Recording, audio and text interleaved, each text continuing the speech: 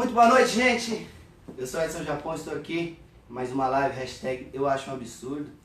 E hoje o nosso convidado começou nas categorias de base aí, na escolinha do Marcelinho Carioca. Nasceu em berço evangélico, se formou aí um atleta profissional, jogador de futebol.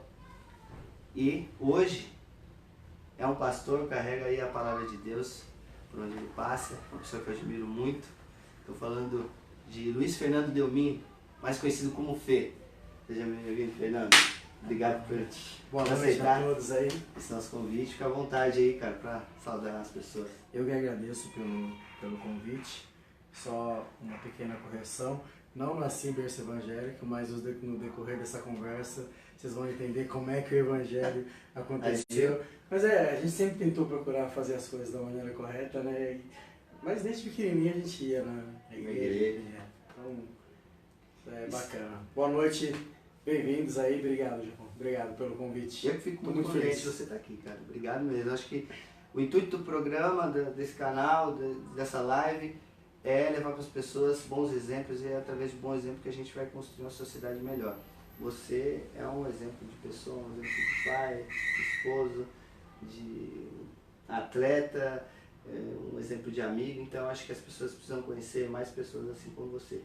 Tá bom? Eu vou até começar aqui. A primeira pergunta é... Eu posso compartilhar aqui? Lógico, fica à vontade. Vamos compartilhar. Como tá ao vivo, gente, as pessoas que quiserem aí mandar pergunta, fiquem à vontade de conhecer mais sobre essa fera aqui. Mande perguntas fáceis aí. Né? Vou compartilhar aqui também na página do Eu Acho um Absurdo. E a gente não alivie não, hein? Vamos lá. Página. Ok. Compartilhar. Viu? Já tem pessoal antenado aí, ó. Rodolfo Coelho, grande Rodolfo. É meu brother. Tamo junto no bate-bola lá, né? Fácil. Parabéns, Rodolfo, aí pelo projeto O da Vida. Conceição também tá aí, ó. Conceição Barbosa. Gente, a gente vai dar início aqui a esse bate-papo. E eu gostaria de saber, ó, Sérgio Ribas. Grande abraço, Sérgio. Tamo junto.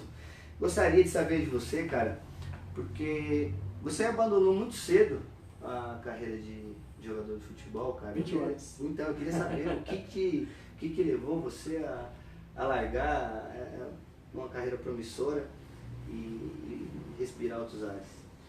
Bora. Fala como começou primeiro, né? Fica à a gente vontade. fala como terminou. Sabe das dificuldades que a gente sempre tem, né? Quando a gente nasce em bairros mais simples, enfim. Mãe solteira, né? Minha mãe sempre se esforçou muito para me dar as coisas, condução, para ir jogar, enfim. Então a gente começou com muita dificuldade. Você falou do Marcelinho Carioca. Quando eu joguei na escola do Marcelinho, eu sempre fui bolsista. Tinha um pouco de talento, isso atraía também, né? Mas também não tinha condições de pagar a escolinha, enfim. E aí, depois disso, apareceram algumas oportunidades, fizemos alguns testes. A primeira oportunidade que eu tive de jogar foi em Taubaté, inclusive através do Marcelinho mesmo. Tinha uma visibilidade legal na escolinha, tudo que acontecia, programas de entrevista, toda vez que ele ia na escola que tinha uma reportagem sempre aparecia. Tinha um futuro bem promissor dentro disso. Só que tem muitas coisas que fizeram falta, né? Um pouco mais de base. Eu fui para Portugal muito novo, com 17 anos eu fui jogar em Portugal. Imagina, ser do outro lado do oceano, longe da família. Lembro que a primeira semana eu só chorava. Eu não falava nada, né? Senão minha mãe falava, vem embora pra casa. Mas você não fez que nem o Amaral, não exigiu um tradutor, né? Falou, o carro tá aqui, o apartamento, beleza, mas cadê o tradutor? Não precisou de tradutor. Não precisou, porque eu não falava com ninguém, mas para compreender o português de Portugal também, eu até brinco, às vezes a gente tá em casa assistindo a RTP, e se for RTP Madeira com a minha esposa, ela acha que tá falando outro idioma. E até um fato curioso, eu tava com um cliente um tempo atrás, no ano passado, e aí, português mesmo e tal, fui levá-los ao aeroporto. E aí ele falou que chegou numa loja aqui no Brasil e começou a falar com a vendedora. E a vendedora balançava a cabeça e perguntou para ele, do you speak English? Ele ficou muito bravo porque às vezes é difícil você compreender o sotaque, algumas palavras. No futebol todas são diferentes. Camisola, chuteira, botas. Eu jogava de volante lá, volante não é volante, é trinco. O Cássio seria um ótimo guarda-redes. Então, você precisa aprender algumas coisas aí, é bem complicado. Viu? E aí, quando eu voltei, fui para Portugal em 99, isso é dia 7 de setembro, eu lembro bem essa data. E quando eu voltei, eu já era maior de idade, tive algumas experiências muito legais lá. Tive uma experiência com o Evangelho lá, inclusive, em reunião de atletas, uma sala como essa aqui, então, umas coisas muito legais. Mas, voltando à pergunta que você me fez, as dificuldades financeiras, inclusive você estando jogando, é extremamente complicado. Os meses nunca tem 30 dias, né? 60, 90, enfim. Você acaba perdendo um pouquinho a perspectiva.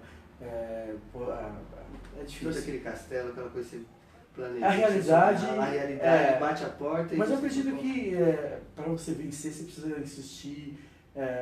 Eu acho que, não sei, se eu insistisse um pouquinho mais, eu teria um pouco mais de êxito. Fiz algumas escolhas erradas também, inclusive jogando lá, enfim, algumas decisões que, se tivesse um pouquinho mais de orientação, eu acho que teria dado melhor. Mas eu não me arrependo das coisas que eu fiz, não, inclusive de ter parado.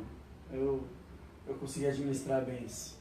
A ideia é que deve ter gostado, né, cara? Você voltou, ficou mais tranquilo, mais tempo com a família, né?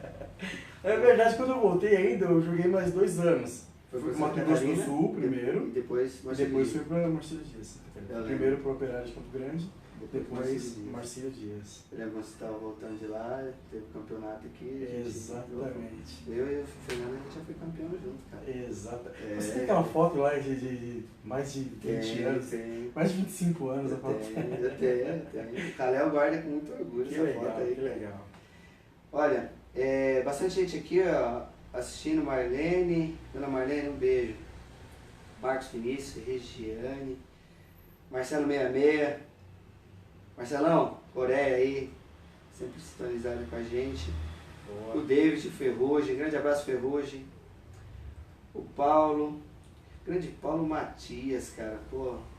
O Paulão, parabéns pelo evento aí de sábado, recebi hoje meu certificado, obrigado.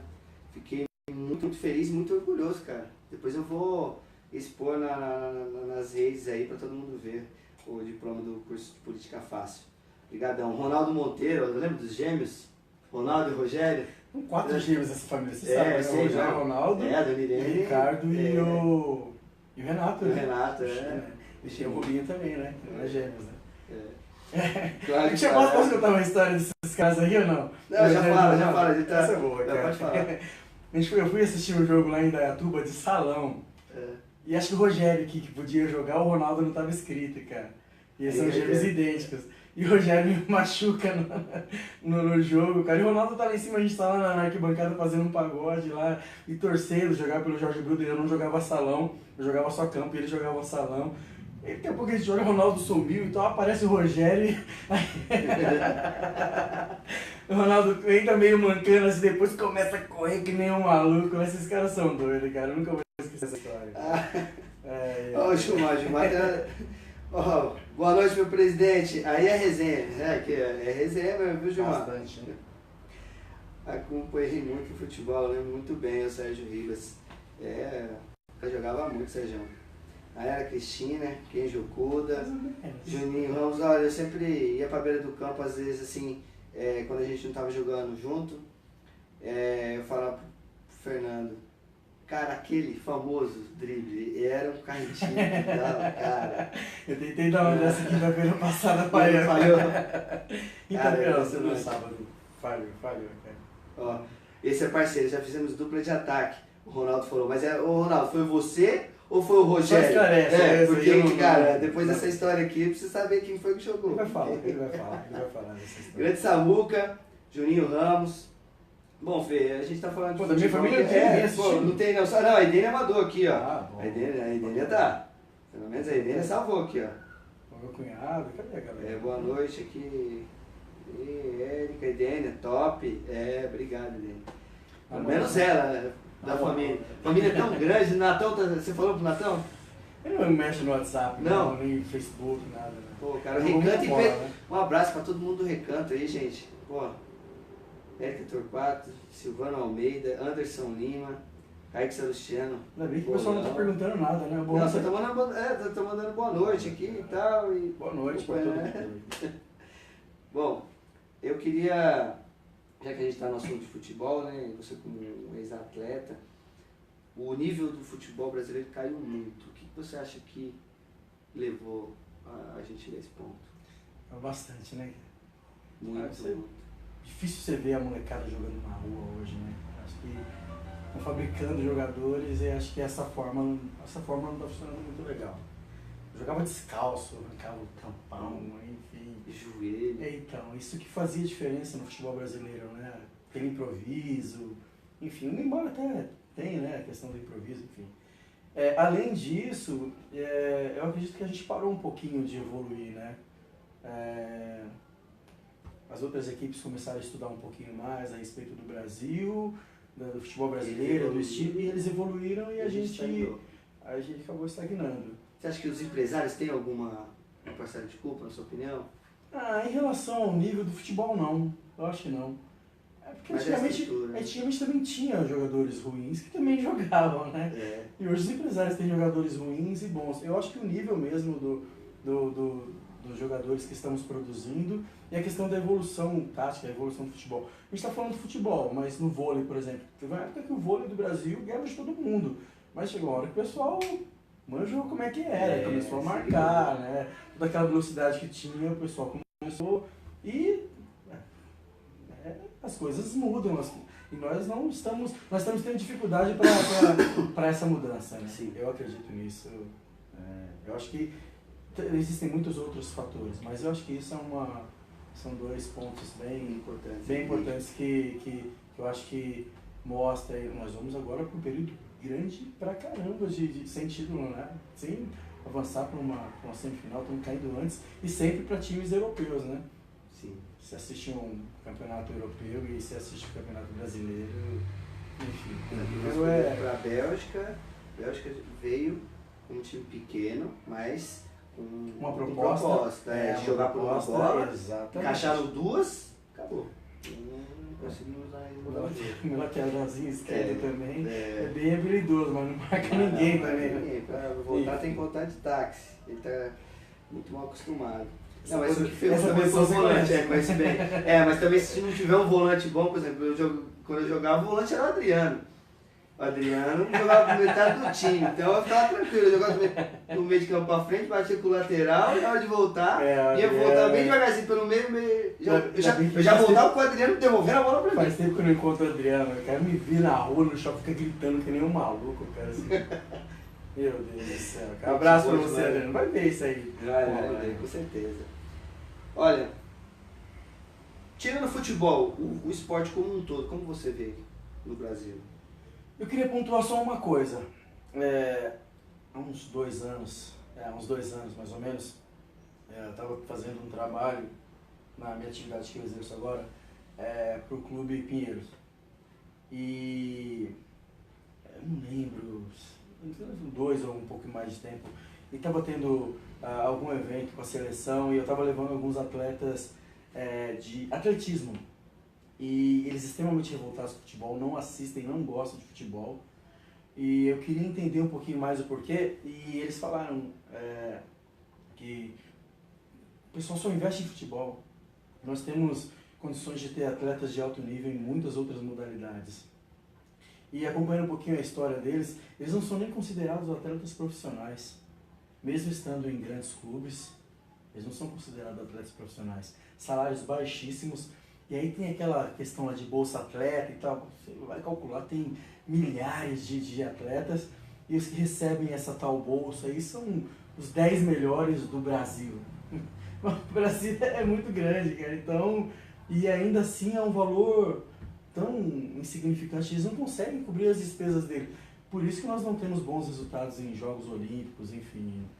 Quando a gente vai ter um outro João do Pulo, de vez em quando aparece uma Malrin, aparece um ou outro, mas nós não temos investimento.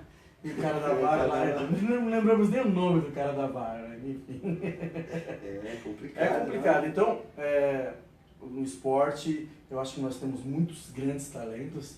Nós somos mais de 200 milhões de habitantes. E não conseguir produzir bons talentos, por exemplo, mais alguns César Cielos que teve que ir para fora do Brasil para ter estrutura, para treinar, enfim. Então, nós temos um problema muito grande de focar muito em um esporte, e eu acredito que também isso nas escolas, se fosse melhor trabalhado isso, né?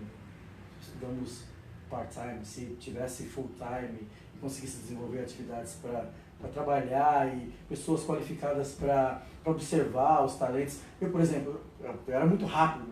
Ainda hoje, né, jogando com o pessoal da minha idade, aí, pessoal que está na faixa dos 40, os caras não conseguem me pegar. Então eu acho que eu não tinha que jogar a bola. Tinha que correr, cara. Ninguém falou isso aí. Eu só corria, que nem um maluco. Né? Treinando com o Rodolfo, com o Fê, os caras, treino de velocidade, os caras, podem falar, chegava na metade do caminho, virava de costa e corria de costa, cara. Então, eu acho que eu estava no esporte errado.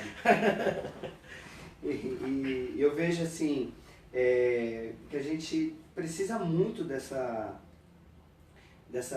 extensão da educação, né? E não só o futebol, eu defendo muito aí outros esportes, por que não? A piscina construída nas escolas, né? Uma quadra de tênis é um pouco mais difícil, mas pode ser também. Pode ser, né? Não quer dizer que é um esporte só de rico. Eu tenho um grande amigo, o Billy, parceiro meu, pastor também, que é professor de tênis, e ele é doido para difundir essa ideia na periferia, mas é complicado, porque não tem incentivo, né? Não tem incentivo. Aí, por exemplo, você tem uma quadra poliesportiva de vôlei, basquete, futebol, mas o principal que o material humano, né, bons professores, você incentivar os professores de educação física a abraçar projetos, você vai estar empregando muita gente que gosta do que faz, você vai produzir muita coisa boa dentro das escolas. Tá tirando a molecada da rua também, né, que tem atividades para fazer durante o dia, né? Sim, completamente. Vão para a escola de manhã, aí chega à tarde em casa, os pais estão trabalhando, enfim. Fica só vendo maus exemplos. Exatamente. Coisas que, né, esse tempo ocioso a gente tinha que tentar ocupar de alguma forma. Exatamente. E quando eu vejo as pessoas, né, pontuando que o governo cortou 5,8 bilhões, é muito dinheiro? Mas eu entendi que foi um teto que tinha para gastar, mas ainda temos 116 bilhões de reais para gastar em educação. Então eu acho que investir, né? Isso, exatamente. Eu acho que essa grana, esses 5,8 bilhões, ele vai fazer falta? Vai sim. Só que eu acho que o mais importante é a gente saber aproveitar esses 116 bilhões. Exatamente. Então tem muito dinheiro sendo mal gasto, mal utilizado, mal investido, né? Porque quando um pai paga uma escola particular para o filho, ele não tem o pensamento que está gastando, ele está investindo na educação do filho dele. Exatamente. Então, não que o governo seja o pai dessa pessoa, mas de uma certa maneira respeitando o dinheiro do contribuinte. Fala, olha, eu vou investir da melhor forma. Como que isso vai gerar resultado em curto, médio e longo prazo para a população? Então acho que é mais ou menos esse lado que a gente precisa pensar. Já no lado da segurança, que é uma coisa que a gente vai economizar futuramente, investir na educação, como você vê a nossa segurança hoje, Fernando? Nós temos alguns problemas bem sérios de segurança, né? Temos muitos números que é difícil a gente comprovar alguns números, né? A sensação que nós temos na rua não é aquilo que o governo fala. Hoje eu estava brincando com um colega mais cedo, inclusive, dia 27 estou indo. A questão da violência, ela vem de vários lugares, né? De vários lugares você não consegue acompanhar. Você não consegue acompanhar. Planejamento, falta do emprego, você precisa fechar alguns gargalos para depois você, exatamente, você ficar sempre correndo atrás do rabo, né? Não dá. Sempre remediar, acontecer uma situação ali, vamos lá resolver. É complicado, é difícil, né? Precisamos de planejamento e isso não se resolve a curto prazo. Nós precisamos de alguma coisa um pouquinho mais pensada, mais planejada para resolver essa questão. Com certeza. Olha, o Caio Pocchini Tive a honra de Grande jogar com Caio. os dois. Dois monstros, salvei muita correria de vocês já. Ei, Caião. Alex Campos, Simone Melo, Aline Torquato, Simone Melo falando boa noite, Edson Boa Canela. noite. Grande abraço, Edson Canela. A Ilva Lopes, Silmara também está aqui. Edson Canela? É o Edson Canela, do Juventus.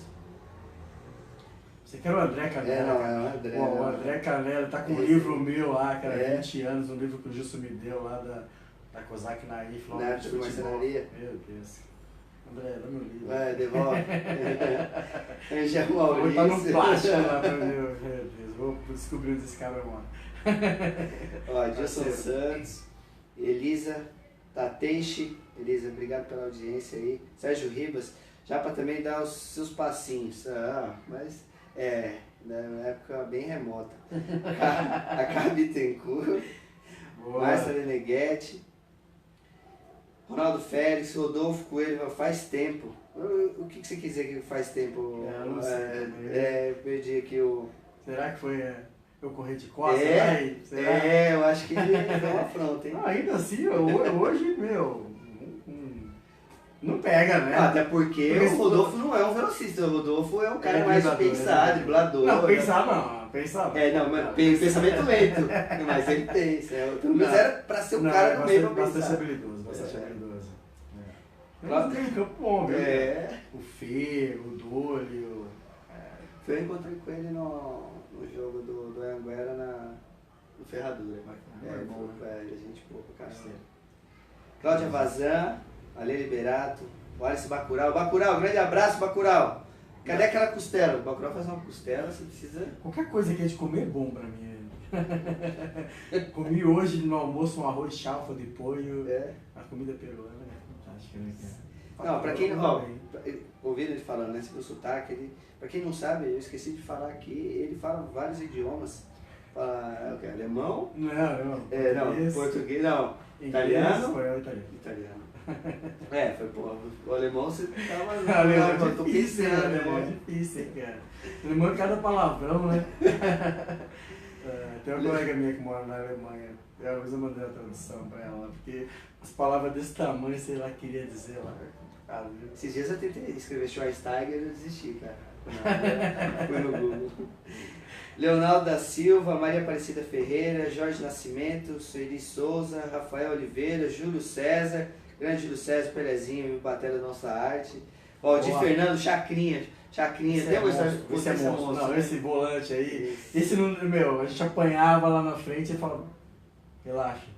Não, engraçado que relaxa assim, não. Que a gente resolve aqui. Não, engraçado que eu quando eu comecei a jogar na escolinha, o Valdir era de uma categoria acima, né, que era 77, 78. 60 anos. E aí ele já era um cara experiente, fazia gol pra caramba, fazia, acontecia e tal. E hoje, cara, e hoje ele continua o mesmo cara daquela época, cara. É o Benjamin Button. Deve ser.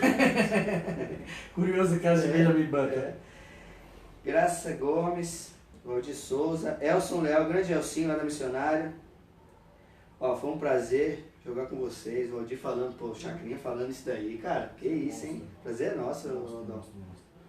Vanessa Silva, João Vitor, Nalva Gomes, Ana Paula Souza, Érica Dias Araújo, tá lá com o Luigi lá em cima.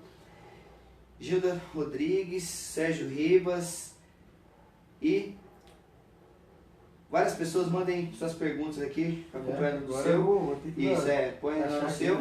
E o Fernando, o que eu vejo assim na nossa sociedade, falta algumas coisas que não são palpáveis, são coisas que falta realmente de coração, de sentimento. Você como um cara muito religioso, né, que eu sei que você é, o que você acha que falta hoje para a nossa sociedade, para ela ser um pouco mais harmoniosa, para a gente melhorar esse caos que a gente vive aí, todo mundo correndo atrás do dinheiro, todo mundo discutindo muito sobre política, essa divisão, todo esse cenário que a gente vive hoje, o que você aconselha, que você, com seus bons olhos, você recomenda? É o mais fácil, não?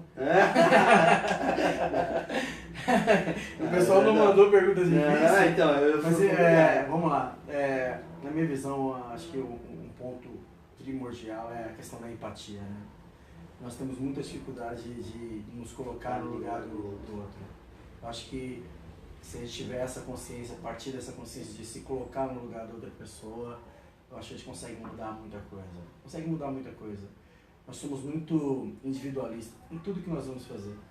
Nós sempre colocamos o pronome eu, primeira pessoa do singular, sempre está ali, ele é muito evidente. Então, tem muitas outras questões, mas eu acho que se você se colocar no lugar da outra pessoa, você consegue pensar de maneira diferente. Isso em todas as decisões que você tiver que tomar. A questão da empatia, para mim, ela é fundamental. Sim, eu tenho o projeto, eu acho um absurdo, e às vezes eu me deparo com algumas situações que isso me traz um pouco, né, pro solo. Eu vi a bicicleta que você... E olha, foi uma coisa tão simples, cara. E eu fiquei até meio assim, que o mundo meio que ele te conduz para esse tipo de coisa. Porque a Maria Cecília me disse uma semana antes, olha, Edson, eu tenho 2 bicicletas, eu gostaria de doar para o seu projeto. E eu falei, poxa, mas eu sei que vai ter alguém que vai precisar de uma bicicleta na periferia, mas ninguém nunca tinha me pedido uma bicicleta. E a dona Wanda um dia falou, olha, tem um menino lá na rua, Japão, se você conseguir, através das doações, uma bicicleta, eu falei, como é que é? Eu falei, já tem, já, foi impressionante.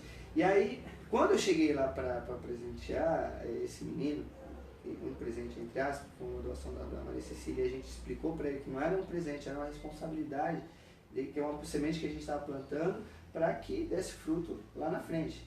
Eu tive que falar umas 5, 6 vezes que a bicicleta era dele. Ele ficou paralisado e ele não estava acreditando. Não, sabe, todo tímido. Eu falei, é sua, pode pegar. Ele esperou algumas 5 vezes que eu falei com ele para ele entender que aquilo era dele e que era uma responsabilidade, né? Porque quando você começa a fazer esse tipo de coisa, você devolve para a sociedade as coisas que te deram. Se você joga muita coisa ruim para a sociedade, as pessoas lá na frente elas vão multiplicar. E eu, né, como uma frase do Tony Robbins, ele fala, né, que ele se importa com pessoas estranhas, porque pessoas estranhas se importaram com ele no passado.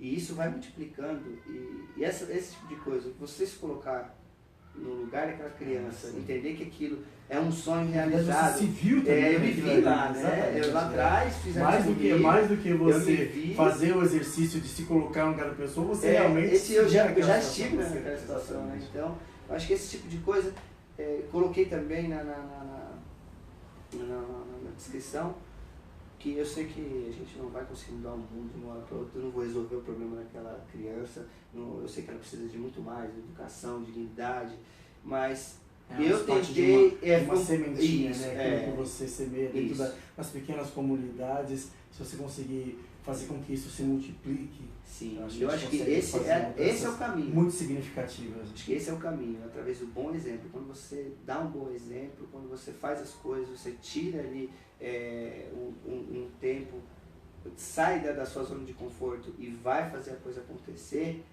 em algum lugar aquilo vai movimentar, né, e vai gerar alguma coisa positivo para o universo. Então, também acredito dessa forma. Em todos os lugares, né? Se você planta batata, você vai colher batata. Se você plantar laranja, você vai colher laranja e assim por diante. Então, eu fiquei muito contente e isso me traz muito para a realidade, né? Me traz para os pés no chão, porque eu sei que eu não vou conseguir resolver todos os problemas, mas o importante é fazer a minha parte, dar o exemplo para as pessoas, porque a gente tem muito mau exemplo. A gente liga a televisão, só tem desgraça, vai na internet, nem discutindo, trocando farpa, então acho que através de coisas boas a gente vai atrair. Pequenas sementinhas a gente vai plantando ali, ela com certeza em algum momento vai produzir. Sim, né? Com certeza. Acredito nisso também. Bom, a gente pulou um assunto aqui que eu sei que não é minha especialidade, eu sei que também não é a sua, mas a gente se depara com ele sempre, é a saúde. Como você vê a saúde do nosso país, Fernando? É crítico, né, falar de saúde, ainda mais quando a gente precisa. O que eu vejo? Um pouco nós precisamos de de um atendimento, no geral, não é ruim. Mas isso não é suficiente. Sim. Então, acho que a gente tinha que demandar um pouquinho mais de cuidado. A gente tem alguns hospitais gerais, por exemplo, o atendimento é bom, só que eles não conseguem suprir a demanda. Você esperar eternidade para fazer exames simples, isso não é normal. Não dá para a gente falar que isso é uma coisa normal. Então, se a gente conseguir investir de maneira correta, para que as pessoas consigam fazer os seus exames, consigam ter um diagnóstico mais rápido para conseguir uma cirurgia, conseguir algumas coisas. Eu acho que falta a questão da celeridade, você conseguir fazer bons projetos para... Tem gente que com uma doença grave consegue ser evitada através de um exame simples, só que demora tanto que aí o cara morre na fila. Antes de chegar ao exame não consegue. Então, tem condições de fazer, só que precisa de estratégia também, né? Acho que temos alguns exemplos de ações que você consegue acabar com esse gargalo, mas você precisa de ações contínuas, né? Sempre fazer alguma coisa e sempre pensar à frente, né? Sempre um passo à frente, não esperar que as pessoas morram nas filas, que não tenham um atendimento, para depois você ir lá e tentar remediar aquilo que já não tem mais remédio. Então, nós temos problemas muito sérios de saúde. E eu acho que um ponto muito importante é a má administração, porque às vezes... A gestão dos recursos então, às vezes o cara ele não sabe, o cara que está lá, ele é indicado politicamente, ele não é um cara que tem uma capacidade técnica, aí não sabe se ele compra uma seringa ou se ele compra uma ambulância.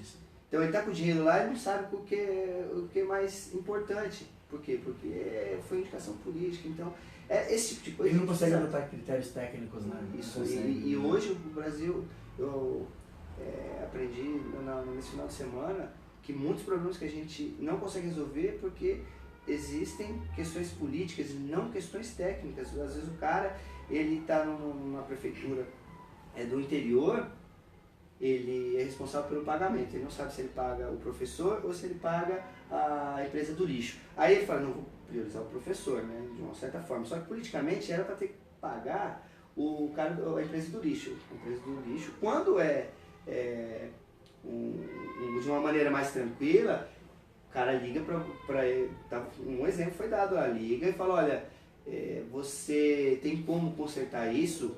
Você vai programar esse pagamento para amanhã ou no máximo para quando? Para você não perder o seu emprego. Ou, na pior das hipóteses, ligam e falam, olha, tome muito cuidado antes de sair de casa amanhã, pela manhã. Então, a questão política está muito envolvida nisso e a gente precisa ter pessoas com capacidade técnica. Quando você adota critérios técnicos, você não fica amarrado, você não fica preso a questões políticas, né? Mas só que você precisa ter um pouquinho de autonomia. E assim, precisa ter peito para fazer, né? Mas eu falo que para chegar a esse ponto é porque questões políticas, interesses políticos estão por trás disso, né? Porque se for simplesmente a questão técnica, o cara vai ligar e falar, olha, eu não paguei porque eu não tenho recurso suficiente, porque eu vi lá que os municípios sofrem muito com a questão de recurso, né? Então, por exemplo, tem algumas leis que você coloca para uma pessoa daquela cidade receber uma medicação específica, você toma boa parte do orçamento, né? Que no caso teria que vir direto da União, mas a responsabilidade é do município. Então, o cara às vezes deixa de pagar certas coisas para atender um caso que está na lei, então ele é obrigado. Então ele sofre muito com esse tipo de coisa, só que precisa modificar aqui, precisa modificar ali, enfim. Realmente precisamos de uma reforma política, né? Para a gente conseguir demandar de melhor forma os recursos e muitas coisas. Fala de reforma, né? Reforma que precisa ser feita. Sim. E uma hora a gente precisa debater isso, né? Para debater esse tipo de coisa, você não pode estar vinculado, não pode estar preso a questões políticas que te amarram, não por interesses sociais, mas por interesses próprios, né? Acho que esse é o grande problema que nós temos hoje. Sim. A política voltada para o interesse próprio. E você, com essa esse declínio, a situação da política é tão deprimente, né? Que é triste a gente falar dos nossos representantes, porque eu particularmente me sinto muito mal representado. Eu não me sinto representado, assim, desculpa. Então, e eu tenho algumas ressalvas aí para falar em relação ao Partido Novo, que é uma coisa eu acho que eu me encaixei muito bem, que é através de bom exemplo, eles abrindo mão dos seus próprios privilégios que foram criados. Então, você confiar num político, no que ele está falando é difícil, mas quando você tem o exemplo que ele está fazendo, ele está mostrando para você, olha, eu estou abrindo mão disso aqui, o dinheiro vai voltar para vocês, eu acho que é um caminho. Você se sente confiante, esperançoso? Você conhece os ideais, as ideias do Novo? Conheço algumas ideias do Novo, e falar um pouquinho da questão do financiamento público. O Novo tem dificuldade até de conseguir demandar o dinheiro que ele não usou da campanha. Isso é uma coisa tão inusitada, né? Uma coisa tão... Mas eu gosto muito das ideias liberais, enfim, porque eu acredito que nós precisamos ter um pouquinho mais de poder de decisão, né? Sim. O governo tem que decidir todas as coisas pra gente, não é uma coisa muito legal. Fica as principais, né? As principais, as essenciais. Educação, saúde, segurança, infraestrutura, beleza. Precisa ter banco, precisa ter... a gente vai acabar criando muitas polêmicas, mas se ficar nisso, educação, saúde e segurança, that's it. Isso é o suficiente. Eu acho que você tem mais autonomia para decidir o que você quer fazer, como investir os seus recursos, o governo interferir menos, isso é bom. Eu me identifico com esse tipo de ideia. E uma coisa que às vezes as pessoas falam, pô, liberal, o empreendedor, geralmente coisa de rico, coisa de média alta. Não, se você parar dentro da periferia, é o lugar que mais tem empreendedor. É o cara que vende cachorro quente, o cabeleireiro, é o cabeleireiro, o cara puxa uma janelinha lá para vender uma pininha, uma cerveja, um espetinho. Então, eu acho que o espírito empreendedor, ele está no sangue do brasileiro, principalmente dentro das periferias. Se o governo parar de atrapalhar com a parte de impostos, de ser uma coisa tão burocrática, é uma coisa que vai deslanchar, né? E eu vejo também que dentro das periferias é uma boa parte que movimenta a nossa economia, justamente o empreendedorismo dentro das periferias. Joga bola para todo lado, né? Tive a oportunidade de jogar lá no Paraisópolis, por exemplo, sempre tem uma cidade, tem a lotérica, tem o mercado, tem isso. As coisas giram, as coisas acontecem ali. Você está jogando ali, aí você sai, você come uma coxinha, come alguma coisa. A economia gira ali, né? A criança está passando, comprando um pipa, porque as pessoas não conseguem se formalizar porque são muito onerados com isso, né? Então, se a gente conseguisse alguns incentivos para que essas pessoas cresçam, porque as pequenas empresas empregam muito mais do que as grandes empresas. Né? Sim. A economia gira muito em torno das pequenas empresas. Quando ela formaliza. E também do mercado informal, né? Sim. Então, por que as pessoas ficam na informalidade? Eu fiquei na informalidade bastante tempo. Me formalizei no ano passado, depois de bastante tempo.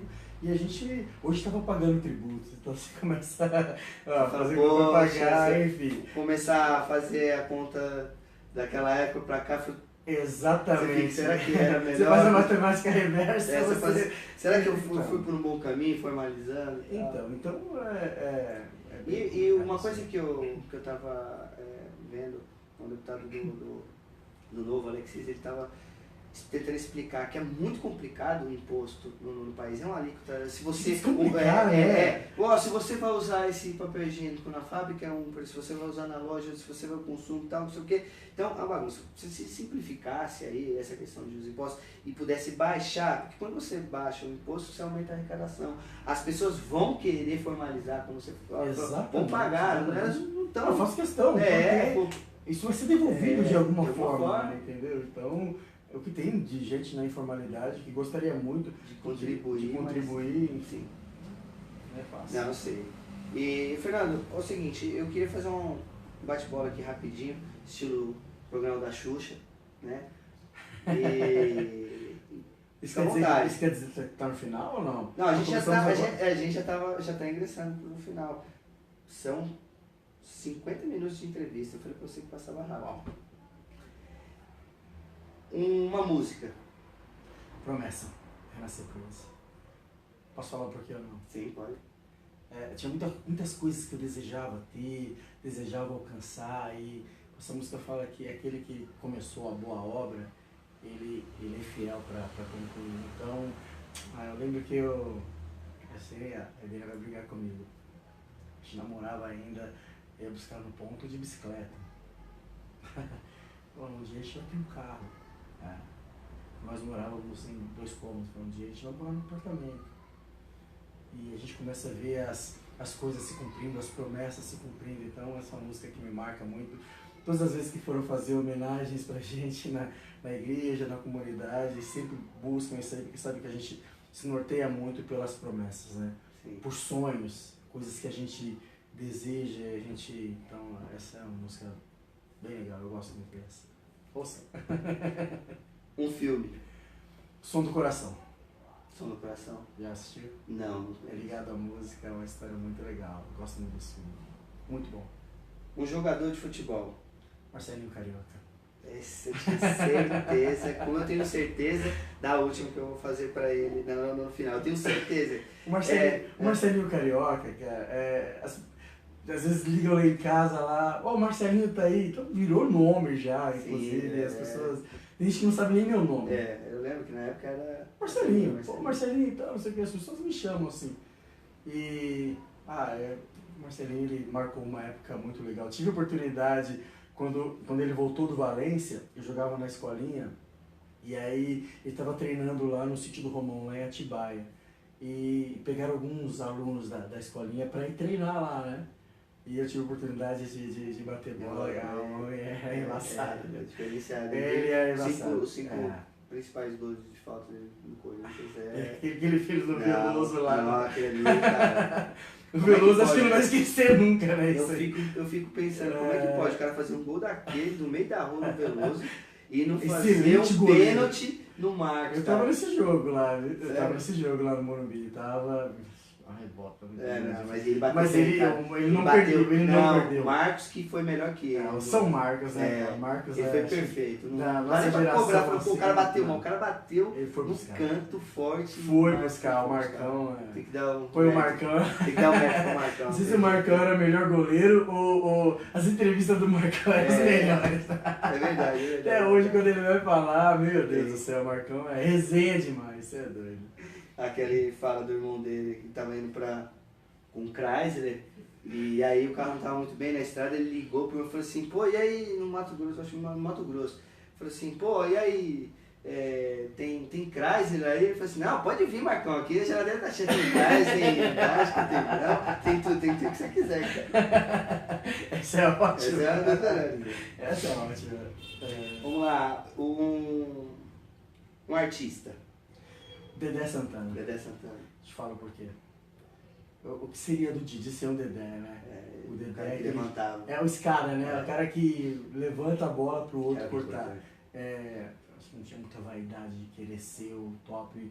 Ele fazia o papel dele. O que faz o Carlos Alberto Nobre? Ele fica sentado ali, prepara e o outro vem com a piada e o outro que fica famoso e ele vai voando ali. Eu acho que eu admiro muito o Dedé por essa... E marcou muito também, né? A minha infância. Todos nós, né? Os Trapalhões. Tem meus filhos também, o que é isso? Os meus filhos não sabem. Bom, uma cena que te marcou muito da TV. Infelizmente, uma cena ruim. E acho que as pessoas que viram isso lembram onde estava. O 11 de setembro, uma coisa que eu estava jogando em Mogi. O técnico era o Luiz Pereira. Eu lembro onde eu estava. Foi uma cena que... Esse filme... Ele fica na mente, é verdade. Por muito tempo. E aí eu lembro que tinha a primeira torre eu perdi, né? Assim, não vi, acho que poucas pessoas viram ao vivo e tal. Acho que não teve. Tá?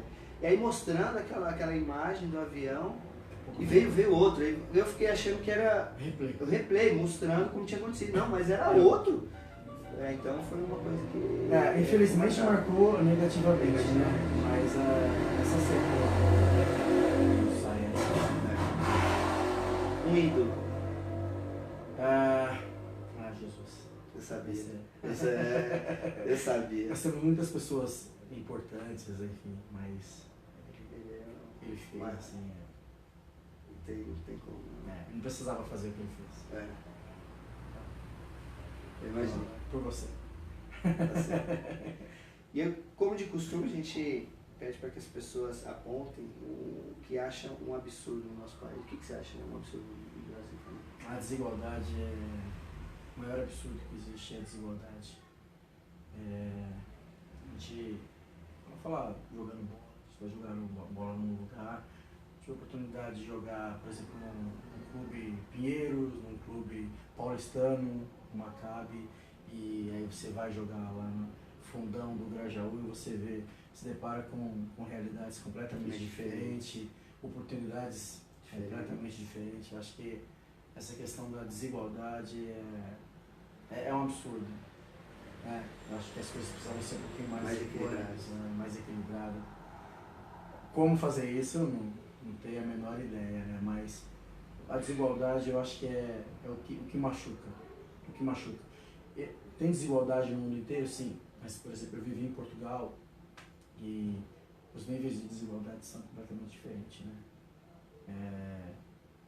É muito gritante, né? Você vê pessoas extremos, muita miséria. Muito pobre, assim, do jeito que nós vemos. Trabalho muito fazendo city tour com alguns gringos e é uma pena a gente não poder parar para mostrar o centro histórico. A gente só faz um sitezinho ali, passa, porque tem muita pobreza ali, muitos moradores de rua, então a gente não desce com o gringo para ele, por exemplo, entrar na Catedral da Sé, uma igreja muito bonita, maravilhosa, um estilo neogótico, uma igreja histórica, está bem no centro da cidade, você não poder caminhar ali perto do pátio do colégio, que foi onde começou a nossa cidade, por conta da desigualdade, fazer com que pessoas estejam na rua, vivendo na rua, e também tem a questão da violência, é bem complicado. É triste. É triste. Bom, gente, olha, tive o prazer de conversar com esse cara aqui, Luiz Fernando Delmindo. Eu tenho muito orgulho aí. Já tá acabando, cara. Já tá acabando. Eu queria agradecer a audiência de vocês, dizer que na terça-feira que vem, nesse mesmo horário, às 8 horas da noite, a gente vai estar aqui com uma fera, ele é uma fera até no nome, Rodrigo Cobra. Ele é um cientista político, engenheiro, ele trabalhou na gestão pública em Minas Gerais, no Banco do Nordeste, no Rio de Janeiro. Foi convidado pelo Eduardo Farrege para fazer parte do Renova Brasil. É uma empresa que capta dinheiro do setor privado para formar novos líderes dentro da nossa política. Precisamos de novos e bons líderes. Isso. E assim, uma coisa que é muito importante é vocês assistirem de verdade essa questão técnica da política, porque a gente está acostumado a olhar muito fake news, tanto de um lado quanto do outro, quanto opiniões lunáticas ou coisas assim que o cara acordou com aquele pensamento, ele coloca lá, o outro acha que é verdade, enfim. Ele me falou de uma maneira que tem que ser conduzida a política, e eu ouvi de um especialista, um cara que é profissional no assunto. Ele falou, olha, Japão, que vê isso realmente como uma ciência. Isso, né? como uma ciência. Ele não tem partido nenhum, ele está lá fazendo o papel na formação de novos líderes. E ele me falou uma coisa impressionante. Ele falou, olha, Japão, no começo do curso, quando você começa a captar aí as inscrições, ter o contato com as pessoas, e nas primeiras reuniões as pessoas querem sair no tapa, por questões ideológicas e tal. No final do curso, quando elas entendem realmente a parte técnica da política, elas entendem que uma completa a outra e a gente precisa respeitar. E o que falta, os seus valores, isso, exatamente. E o que falta hoje são bons políticos, questão de ter bom coração. Isso é o mais importante. Então, na terça que vem, Rodrigo Cobra vai estar aqui com a gente, do Renova BR, e pelo fato dessa coisa, está faltando um pouco de amor ao próximo, de pessoas de bom coração, Fernando, eu queria deixar um espaço para você aqui, falar com as pessoas que nos assistindo, que nos assistem, vão ver depois offline. Uma mensagem aí, que você é um cara muito religioso, queria que você deixasse um momento seu com as pessoas que estão assistindo. Obrigado por ter vindo, tá bom? Mais uma vez, obrigado pelo convite. Isso, imagina. Tá? Agradecer a audiência de todos aí. Fica à vontade, é um espaço seu. Passou esse momento com a gente. Nós conversamos que não dá pra gente mudar o mundo, não dá pra gente mudar coisas grandes, mas dentro do que é possível se fazer, dentro das pequenas comunidades, dentro no bairro onde você mora, na escola onde você estuda, ter bons comportamentos no seu trabalho. Eu acho que se você conseguir fazer isso e se tornar um multiplicador dessas ações, a gente consegue fazer muitas coisas. Valeu, grande abraço, obrigado Edson Japão, meu parceiro do futebol, está convidado para jogar comigo de quinta-feira. Grande abraço, pessoal, não perca a semana que vem. Abraço.